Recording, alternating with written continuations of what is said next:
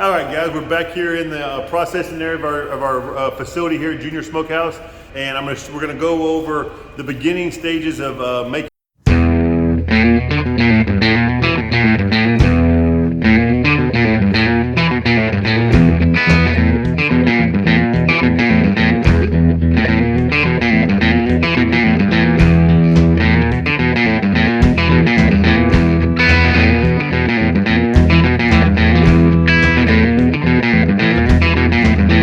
One thing we have to do for time's sake is the jerky that I have right here in this barrel has been marinating already.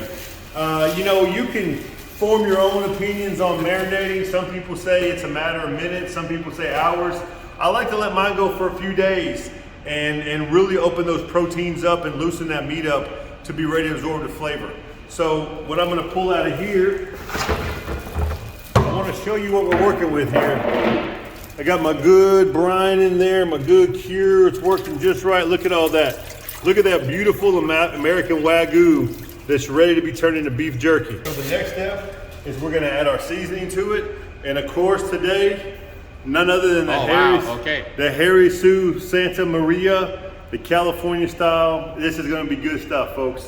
I'm gonna make a batch of this for today. This seasoning, I've already experimented with it a lot. This is good stuff. This is good stuff right here. Now understand, folks, this is not, it was not created to make jerky with. This is a barbecue rub, but that's the beauty of making jerky. You gotta think in a context of how does smoke interact with this flavor. And it doesn't matter what it is, it could be anything that you can put on this jerky. And so when I first tasted this Santa Maria seasoning, I knew this was made for jerky. And each batch of meat is like a person. They all have their own personality. And of course you can get better at knowing how much seasoning to use per how much meat you have. But really, folks, it's a trial and error thing. And then you'll dial it in, and then you'll learn, you know, which meat needs how much seasoning. Different cuts need different types of seasoning, different combinations of seasonings. Read the labels, find what's in that seasoning. And then you'll begin to learn that based on what you see in that ingredients list is knowing how it's gonna react. I like to get it to where you really see the seasoning. You want the meat to be fully covered. When you start getting some residue and some juice in the bottom that has the seasoning in it, now you know you got a good covering of this stuff. In my experience, the more the better. Now we have the meat seasoned to a point that I think is great. And this is another step, folks, that if you wanted to, you could, if you had this refrigerated in a good area, if you had space to spread your meat out, you could let this sit for a while. It doesn't have to go right to the smoker. So what we're gonna do, the way that we do it, and trust me, there's two kind of thoughts on this. One is stringing it, okay? And trust me when I tell you, folks, I have nothing wrong with stringing it. We strung jerky for years. It's great, you can do it. It's no problem. We have just been able to get more volume with our flat trays now.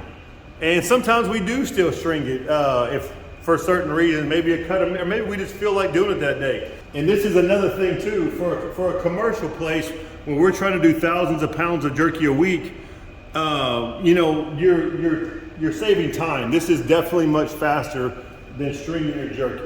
That's gonna be the process with that. You know, we just get them all out here spread out. You know, you want to leave a little bit of space. You don't want to overlap them, but it's really not a complicated situation. You just get it on the tray. What is the smoker temperature you like? I would say anywhere between 350 to 500, depending upon how fast you got to get the job done. You know. So it's kind of a hot smoke, not a cold smoke. Definitely. Right? Oh, definitely a hot smoke. Yeah. So that's the process, folks. From this right here, the next step's going to be taking it over into the smokehouse, turning it on and getting down to work. Okay, now we're gonna go over our equipment that we have here at Junior Smokehouse. We have 7 commercial sized smokers. You know, this is bigger than what you're gonna have in most backyards, but not as big as some commercial places. And this is a very simple system that works quite effectively. The first thing it's gonna do with all the fans and the motors is gonna dry the meat out if it needs it. On certain type of smokes, you let it sit in a refrigerated room overnight and you won't need that drying. The next stage is the smoking stage. And as you can see right here, we have our auger with our wood chips in it. And this is where you can really have some fun and play around with your different types of woods and get your different smokes. You can even blend woods. You can do anything you want. It's all right here to be used. It falls down in this box to a hot plate, and then off the hot plate, it goes up, the smoke travels up here, over to the smokehouse. You see there's a good smoke coming out of there. There's a special blend of wood that we use of different types of woods blended together and specifically bought from certain areas of the United States. And you know, all that stuff matters. It's all gonna go into that final smoke taste that you're gonna get. One of these units right here can do about 2,000 pounds at a full blast. They're usually always going in some way or another, especially during, you know, we do wild game processing. So during this time of the year, we're constantly smoking something. And then when we're not in the wild game season, we're trying to catch up, to stock up for next year. This would be a retirement fund for a lot of people. Nowadays, equipment has increased a lot. But the fun of smoking, you know, meat products is that you can build something for not that much money that can do the same exact thing. You really can. If you're talking about doing it for yourself, you know, for fun, I really do advise people, man, go that extra mile, build it. Put your hands into it, put your heart into it, and build you a smoker. We're smoking. Okay, here we go. We're using pecan right now. It brings the heat and just the right amount of flavor. Perfect blend. My overall approach was that I knew I had a great spices and rubs to work with that were created by you. So my overall approach was to come with different cuts, different sizes, different texture, everything from the dry and crisp one to the flexible one. My approach was to be as broad as possible. Santa Maria, and then it goes to the moolah beef, and then one of my favorites. Now we're getting into more of our sweet flavors with the peach, and probably my favorite one of all, the Carolina Tangy right there. This is a hot ticket item right there. And of course, being from Texas and being a barbecue joint, we got to have Texas brisket magic. Okay. And I was real proud of the way this turned out. It really has a great flavor to it. Texas brisket magic. Texas brisket magic. Go there. Just do there. Grab a piece. That's how it looks like here. Beautiful color. I love the seasoning. It's got just enough salt to me. Oh, it's got a great flavor. All right. I know you've never had your seasonings made into jerky. No, for my first time, and you know, I've spent my entire career teaching people that dry barbecue is evil. So now I'm convinced Lane did an amazing job. So dry barbecue is now good. Okay, this one is the Carolina Tangy, made from the Carolina inspired sauce. Has a little bit of a tangy vinegar hit. Grab a piece. All right, looks very good. Color is very good. All right. It has a more softer. Yeah, I really like this one. This is you know, really good, and it's got a nice kind of sweetness to it. I love it. Just a slight tang, right? So really, I think, you know, that is really great flavor. So we're gonna try now the Santa Maria. So for those of you who are not aware, Santa Maria is a city in California. It's well known for Santa Maria style tri-tip. This is California's version of what we call SPG. SPG is the standard seasoning, salt, pepper, garlic. Except this one is kind of, the roots are from kind of the west part of the United States. So let's give everybody a shot here, please. So this will be similar to a California SPG. And this has a softer texture, right? So kind of has a soft texture to it. Brisket magic, right? Very similar. Yeah, right. And you can see the commonalities of those two spices. Yep. Is that you have salt in it. Yep. That basically the salt and pepper. Right? Yeah. And it seems to me just a tad saltier. Yeah, I do. Right? Just a tad salty, right? So. Even in the Carolina. Carolina. Good. Saltier. All right. That's good. And moving on, let's go to the sweet one now. The peach rub. The peach rub was inspired when I started competing and winning rib entries, because when you cook ribs, a lot of times a kind of a little hint of fruitiness, a hint of sweetness helps bring out the flavor of pork. So in the Carolinas, they have lots of peaches, and so peach and pork pair really well. So now we're going to use a kind of peachy sweet rub. We're going to use it on beef. I'm going to give it a shot. Yeah.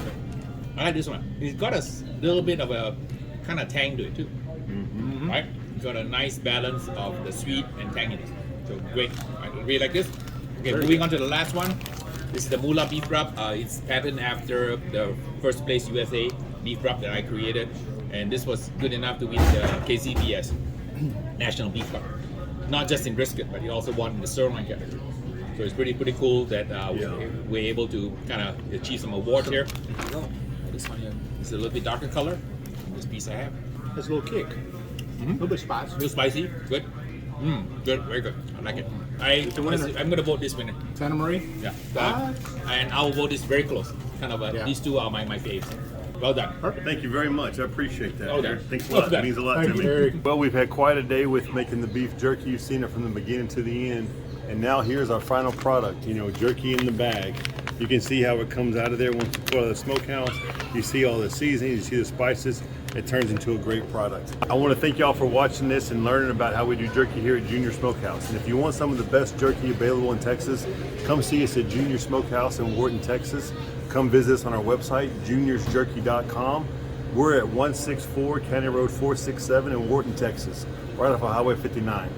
We have an unlimited amount of beef jerky flavors. That's what we do. We have our own smokehouse facilities. We come up with them daily. Come and give us an idea. Let us see if we can make it for you. We have a lot of fun playing with it. We also have our wild game processing. Bring that in. We can make all your smoked meat products out of that. We're a family-owned business. We're a local business. We hire local. We invite everybody to come in and be a part of our family from all over everywhere. We have all kind of visitors every day. Come see us at Junior Smokehouse for some great smoked products and a great time. When I'm not here, what I like to cook, for me, it's believe it or not, it's really hard to beat a steak. Whether I'm here or whether I'm at home, I really like to cook a good steak. Peace makes me happy. Seeing people being happy, being around good people that genuinely care about others, that's what makes me happy. And that's one of the best parts of my job is I feel like that no matter what's going on outside of this world for our customers and our employees, is that what we're really doing in this business is we are giving somebody a moment of joy. And I try to make sure that our business gives that off every minute that we're open. That your day is better when you leave here than it was when you came here.